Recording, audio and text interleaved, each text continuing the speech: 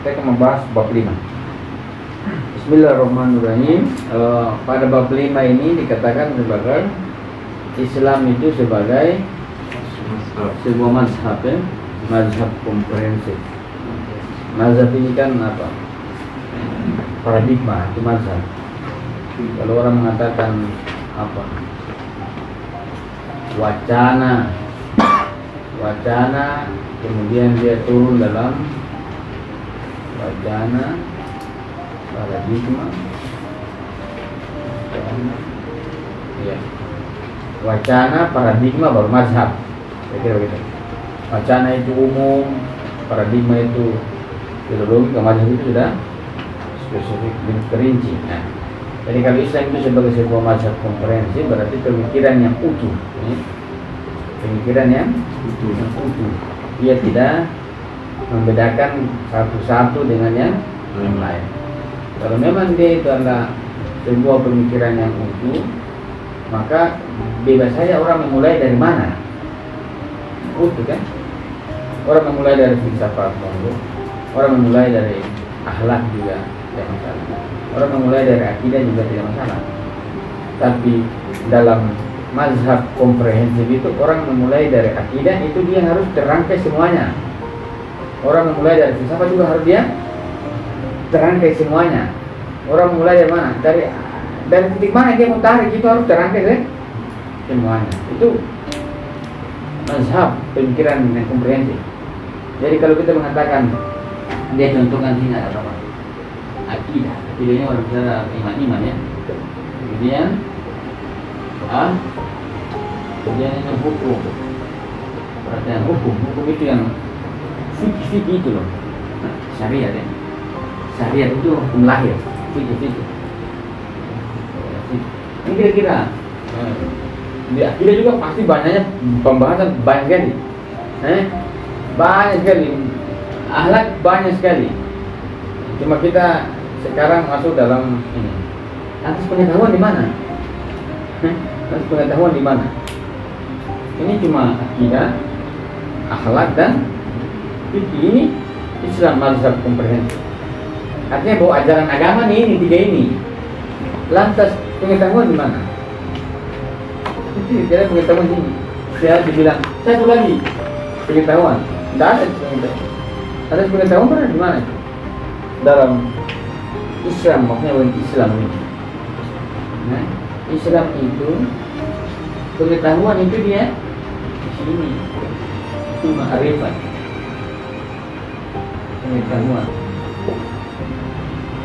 Pengetahuan itu dia mengawali sebuah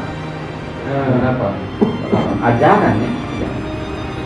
Tapi kalau dia sebagai sebuah mazhab, maka kita mengatakan kalau orang memulai dari akhlak juga dia harus sampai ke sini. Dia ke sini juga dia harus sampai ke sini. Tapi yang menghubungkan dari satu ke itu tadi ketika orang masuk pada tataran akhlak dan dia tidak menyambung pada hal di sini, itu pasti ada kemungkinan besar dia tidak menemukan keperluan akhlak pada akhlak. Apa? Keperluan akhlak pada hukum. Dan kalau orang hanya belajar hukum dan tidak dilandasi oleh pengetahuan, sebentar dia tidak menyadari apa sih keperluan hukum pada hakim.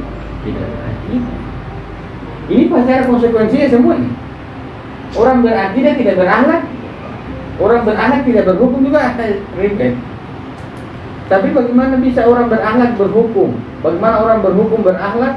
Dan bagaimana orang berakhlak berhukum sampai berakidah? Jadi ini kita bilang Islam ya, agama, tauhid. Jadi keperluan akidah pada akhlak itu berbeda keperluan akhlak pada akidah.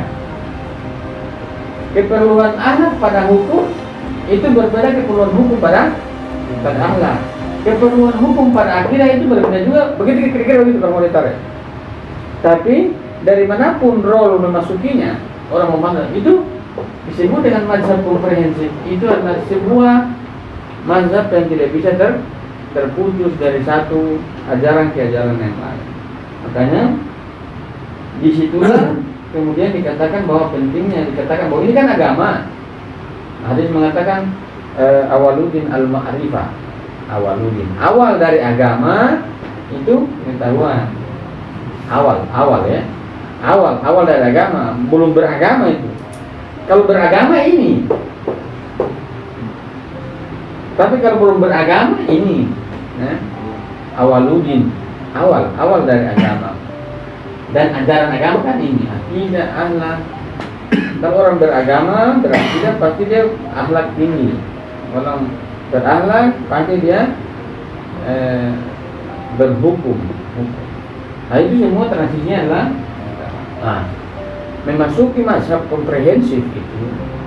Maka pertama-tama yang perlu kita lihat adalah sebuah kerancuan berpikir. Makanya Mutahari meletakkan kekeliruan berpikir yang seringkali membuat kita itu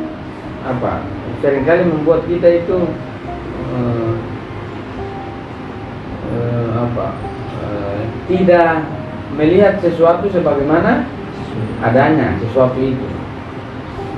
Jadi kita melihat sebuah realitas, tapi realitas yang sebenarnya itu kita tidak bisa ketahui karena dia masuk pada sebuah kesalahan berpikir.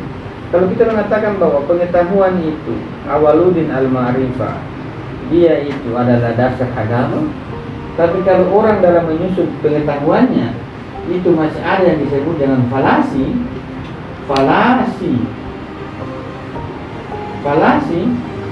maka kita bisa membayangkan bagaimana masuk dalam ruang agama itu ya.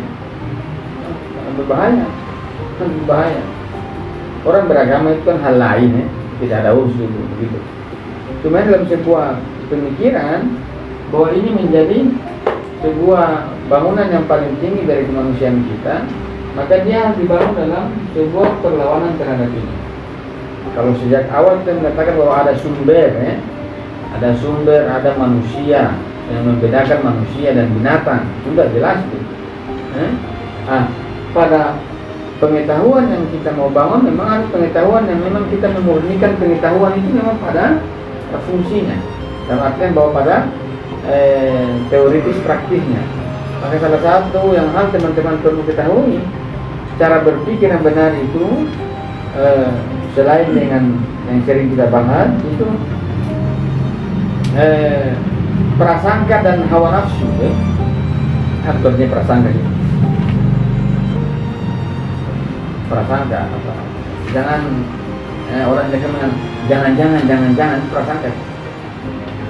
Kenapa bisa muncul prasangka? Tapi kemungkinan besar dia khawatir, bukan khawatir sebenarnya. Dia tidak punya data, tidak valid. Jangan-jangan ini dorongan apa sebenarnya? Jangan-jangan ini. Jangan-jangan ketakutan ya, jangan-jangan itu ya. Ketakutan. Perasaan sangka-sangka orang. Bukan dia mengatakan bahwa memberikan penilaian yang benar, dia harus benar-benar bersikap adil.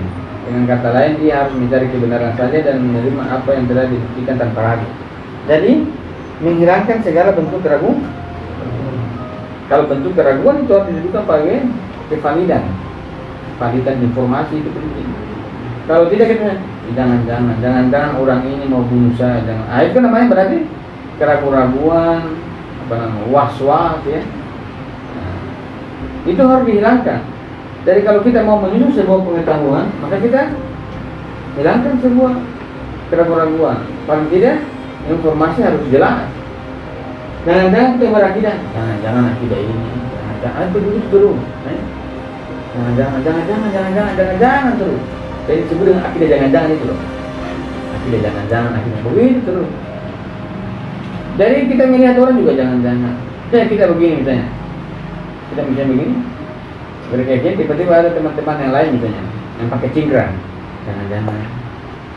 Seringkali kan membuat ini kira kita. Padahal kita tidak bisa. Artinya bahwa pengetahuan kita tentang sesuatu yang cingkrang-cingkrang itu sudah disimpulkan, itu hal lain. Namun dalam melihat fakta itu kembali ke semula dalam artian melihat fakta sebagaimana adanya. Dalam penilaian itu ya. Misalnya tadi saya ke RF, ada orang saya kena di problem jangan-jangan ya. Saya takut, maka saya klarifikasi. Biasa kayak RF, begitu ada orang dia ya pakai kopian, coba ya kan kopian ini maksud dari RF ini jarang pakai kopian. Jadi saya kan pakai kopian. Kira saya kemudian dua, satu ini pasti mata-mata cari informasi teman-teman yang apa cingkrang. Saya tanya sama saya Imran, ini dari mana? Oh ini dari Jepara, oh mau ketemu ini.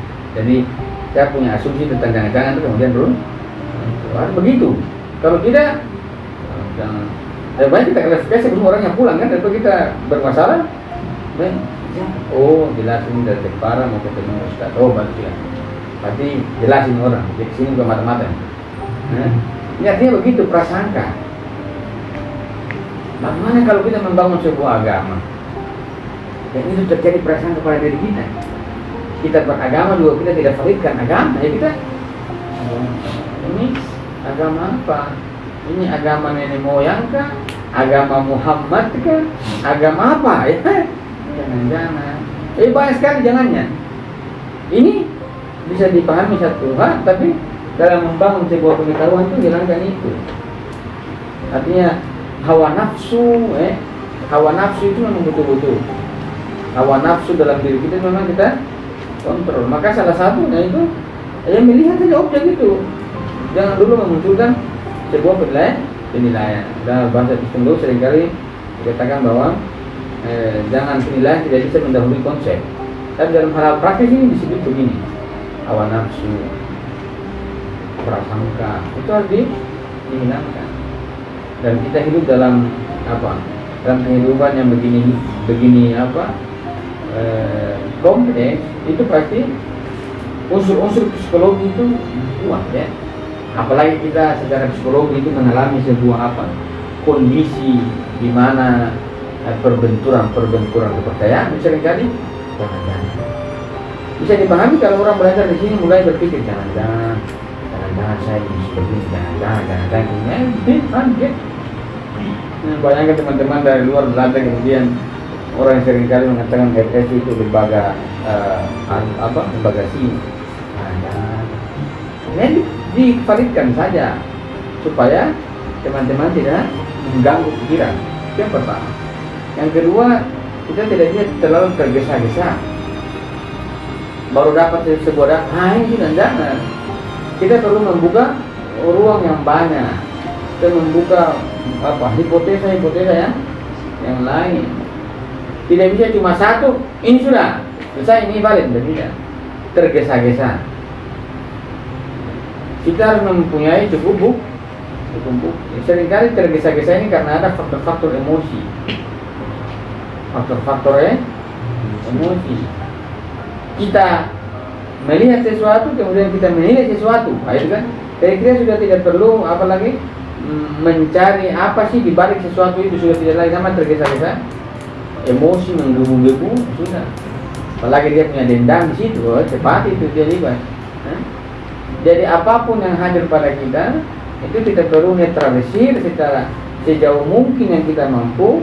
Jangan sampai tergesa-gesa, jangan sampai hawa nafsu itu begitu tinggi terhadap itu, dan kemudian ada yang disebut dengan tergesa-gesa, mau cepat gitu ya. Jadi kalau orang belajar di sini cepat, pelan-pelan ya. Nanti kalau teman-teman ada yang pulang sebelum selesai, simpulkan sudah. Namanya tergesa-gesa. Tentu baik-baik saja orang menyimpulkan, kan itu hal lain. Ini sudah. Akan orang begitu. Belajar 5 kali, sudah stop maksudnya. Sudah paham maksudnya ke sini. Itu begitu. Namanya tergesa-gesa. Sangat berbahaya itu tergesa-gesa itu. Karena apa kalau tergesa-gesa? Kemungkinan besar apa yang dia nilai tidak sesuai dengan kenyataan. Apa tidak sesuai dengan yang kita pahami. Yang keempat, yang paling sering terjadi itu adalah berpikir tradisional. Apa yang melihat masa lalu. Berpikir tradisional itu kita sudah menerima gagasan-gagasan lalu ya. Kepercayaan yang sudah diterima. Itu seringkali bro. Misalnya bagaimana contohnya? Ini kayak teman-teman Haimi, ini dia harus kritik. Mengatakan selalu dia refleksikan itu masa lalu. Oh dulu ini begini. Jadi ada persambungan narasi ya. Narasi. Begini kan dulu besar, ya dulu besar, jangan yang besar, ini sekarang yang sudah ada besar, sini kecil. Artinya ada persambungan narasi. Itu bahaya itu. Itu yang membuat teman-teman yang lain fanatik buta, disebut dengan taklid buta. Percaya tapi buta. Bayangkan orang percaya tapi dalam keadaan buta. Gimana tuh? Saya percaya kamu tapi saya sudah buta ini. Kemudian didorong di jurang juga bisa ya. Namanya buta. Jadi ada masa lalu yang mempengaruhi pola pikir. Dan kita tidak bisa keluar. Orang bilang susah move on ya. Susah move. Misalnya kita pernah ditolak perempuan. Mungkin ada perempuan yang berbeda, kita mau tanya sama semua. Itu artinya ada masa lalu ya. Ada masa lalu yang ini mempengaruhi. Ada masa lalu. Sejarah dalam dunia Islam juga banyak sekali masa lalu yang dititipkan di generasi sekarang. Dititipkan kepada pikiran kita sehingga kita tidak mampu berkreasi. Ada masa lalu yang begitu. Jadi masa lalu itu menjadi sebuah kesimpulan masa sekarang. Padahal kita itu justru masa lalu hanya sebagai sebuah kesimpulan untuk menemukan masa depan. Ini tidak, masa lalu sebagai sebuah kesimpulan masa sekarang dan akan datang. Jadi kita sebenarnya hidup di masa lalu terus ya. Kalau masa lalu dijadikan sebagai sebuah kesimpulan sekarang dan akan datang, nanti kita ini hidup tidak bukan di sekarang dan depan, tapi di masa lalu terus. Karena kesimpulan. Artinya bahwa pengetahuan itu memang harus berbaharui. Apakah kita menolak masa lalu? Tidak. Apakah kita menolak kepercayaan orang tua? Tidak. Tapi dalam konsep pengetahuan, orang tua punya kepercayaan, itu mereka punya. Tapi bagi kita hanya sebagai sebuah informasi. Itu namanya menjaga ritme pemikiran supaya tidak jatuh pada kesalahan berpikir. Di kampung-kampung misalnya seringkali disebut dengan pamali. Itu ada benarnya sebagian, tapi itu juga harus dicari tahu. Misalnya contoh kalau orang tua dulu, di kampung-kampung itu kalau anak laki-laki, anak perempuan itu lahir langsung disunat. Ini tradisi. Ilmu kedokteran itu berbahaya. Itu menurunkan seksualitas perempuan pada saat remaja. Tapi kita bebas. Itu ini mulai kita mau kerja juga. Jangan mulai hasil penelitian itu. Ini kan tradisional. Orang tua mungkin tetap orang tahu itu apa alasan mereka, apa itu perlu ditanya dulu kan. Kenapa bisa begini? Ilmu kedokteran itu larang karena itu dia bisa menurunkan gairah seksualitas perempuan. Gairah. Oke, kalau laki-laki perempuan itu tidak menarik kan, gairahnya sudah diputus sejak awal. Ada tapi tidak begitu. Bisa juga gitu ya. Ada faktor-faktor itu. Jadi semua salah. Ada tradisi-tradisi yang itu benar, tapi banyak juga yang antara tradisi kemanusiaan dan bahasa-bahasa itu mencari masuk. Itu perlu dipetakan. Ya, makanya kita perlu mencari tahu apa sebenarnya begini. Banyak juga misalnya kalau kampung-kampung itu kalau orang kalau kecil-kecil itu orang pakai gurita namanya. Itu kedokteran sangat larang berdasarkan penelitian. Penelitian. Alat pilihan bahwa kita perlu melihat sesuatu ini tidak membawa pesan-pesan masa lalu. Kalaupun masa lalu punya pesan, maka pesan masa lalu itu perlu kita terima dengan sebuah pembuktian.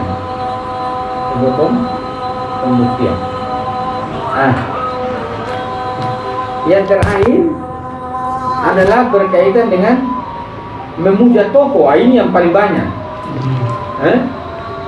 Memuja tokoh. Oh itu kan ini yang bilang. Itu salah itu. Itu yang bilang bukan kamu. Makanya kenapa kita belajar itu malas kutip-kutip itu karena itu nanti jatuh pada memuja toko. Artinya kutipan bagi toko itu penting, tapi bukan kutipan mendahului kita. Kita mendahului kutipan. Jadi bukan kutipan mendahului analisis kita, tapi analisis kita yang mendahului kutipan, dalam artian bahwa kutipan itu dia sudah apa maksud kutipan dia sudah jelaskan. Misalnya contoh, setelah perkataan Soekarno mengatakan dalam demokrasi terpimpin, dia mengatakan apa? Nah, ada bahasa demokrasi terpimpin itu. Kalau ada bahasanya itu, yang itu mengantarkan dia sebagai apa? Sebagai presiden seumur hidup. Ada perkataan kutipannya cuma terlupa.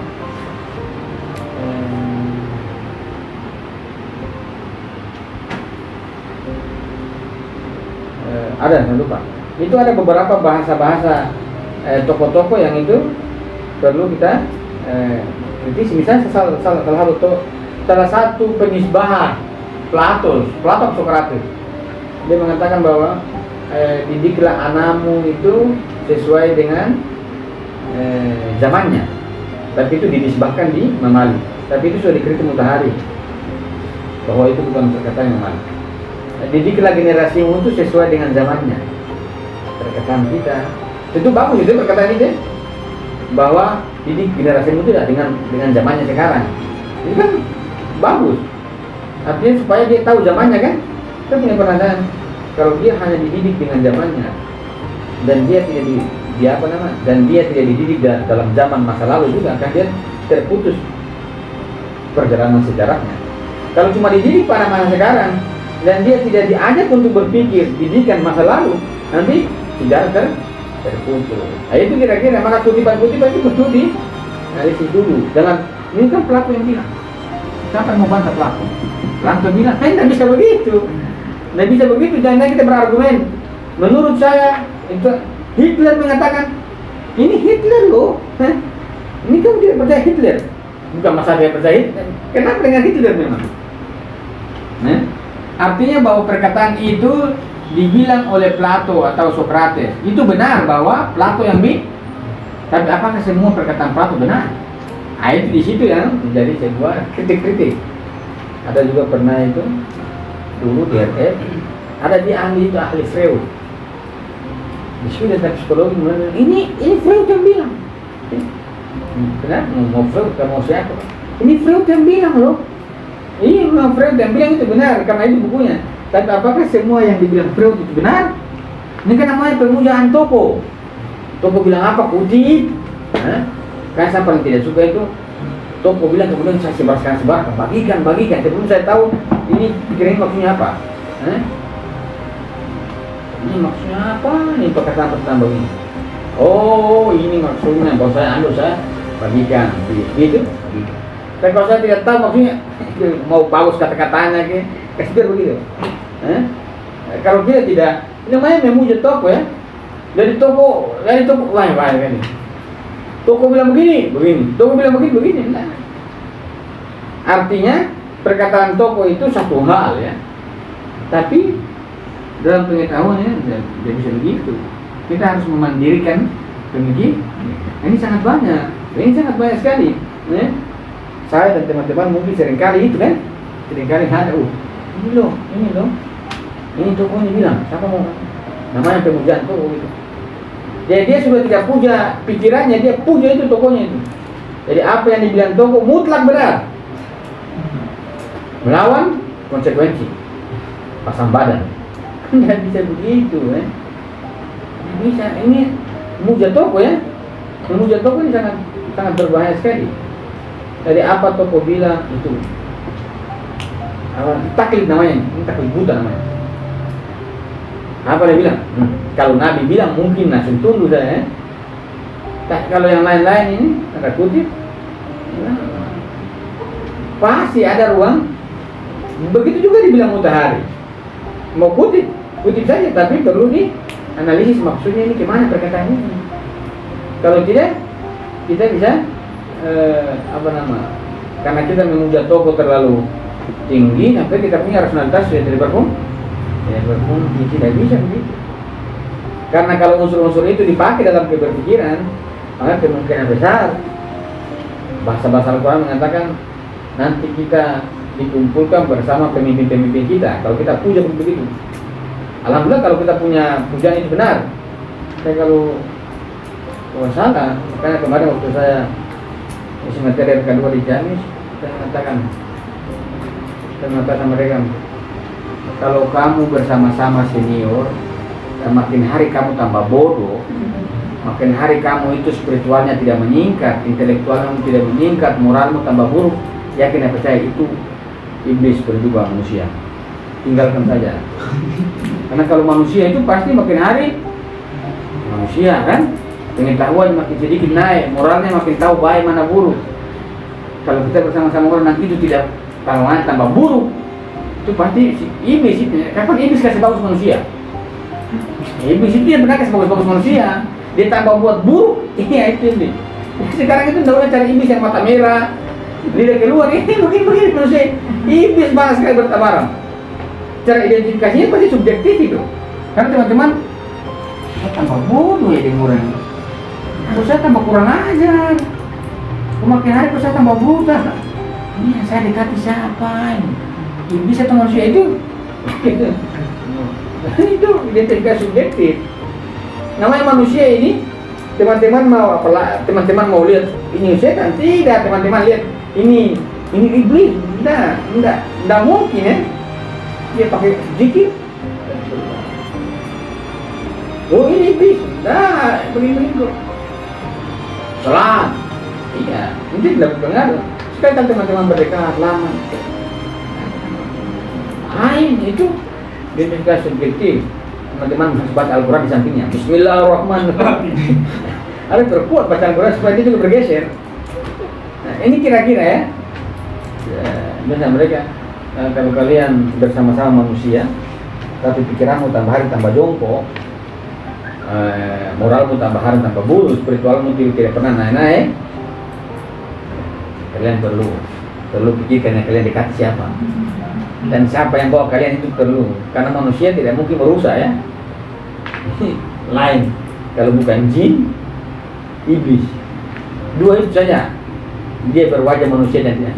Itu perlu subjektif tentu, karena konsep manusia itu pasti dia tidak mungkin menjalimi orang kalau manusia ya, atau nanti kita bahas pada kesadaran A, B, C sampai kesadaran kenabian di mana ukuran manusia, baru kemudian lihat prakteknya.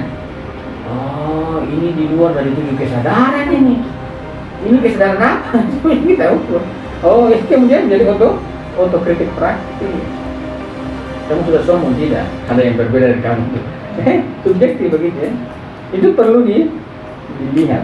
Ukuran-ukuran sederhana saja. Karena kita ini bukan ilmu batin, kita pernah lihat orang punya basirah-basirah. Kira-kira begitu ya. Jadi ada 4 atau 5 poin itu perlu dijaga. Setiap individu atau setiap pembelajar itu menjaga dalam hal itu. Kemudian toko tergesa-gesa, tenang saja. Tenang ya, tenang saja. Tenang, itu menganalisis secara baik dan benar, baru kemudian itu hati-hati ya. Apalagi pengetahuan itu dia berbicara tentang mazhab komprehensif. Kalau dia tergesa-gesa, oh ini semua kan dari manapun masuk, dari manapun mau dari hukum dari ini tidak masalah, masuk saja. Tapi dengan dasar pengetahuan maka kita akan bisa mengembalikan akhlak ke akidah. Oh itu bisa dibalik-balik ya. Apa sih kebutuhan akhlak pada hukum? Apa sih kebutuhan hukum pada akidah? Apa sih kebutuhan akidah pada itu? Pasti dia punya kausalitas ya. Ini benar. Jadi kalau ada orang berakidah tidak berakhlak, ada orang berakhlak tidak berhukum, pasti ada kemungkinan besar metode dalam memasuki ruang ajaran. Adalah kemungkinan besar ada pengaruhnya. Salah. Misalnya kemarin waktu, iya, kira-kira begitu. Banyak kehidupan praktis kita yang kita perlu pelan-pelan, jangan tergesa di sana ya, pelan-pelan, jangan tergesa, pelan-pelan supaya bisa kita main tasawuf ya. Kita besok mulai, teman-teman konsen yang itu, yang bab 8 dan yang belum tulis juga tolong diselesaikan. Yang sakit kepala tolong disuruh jadi apa, migran kah, paramex kah, kan? Kira begitu saya mencoba.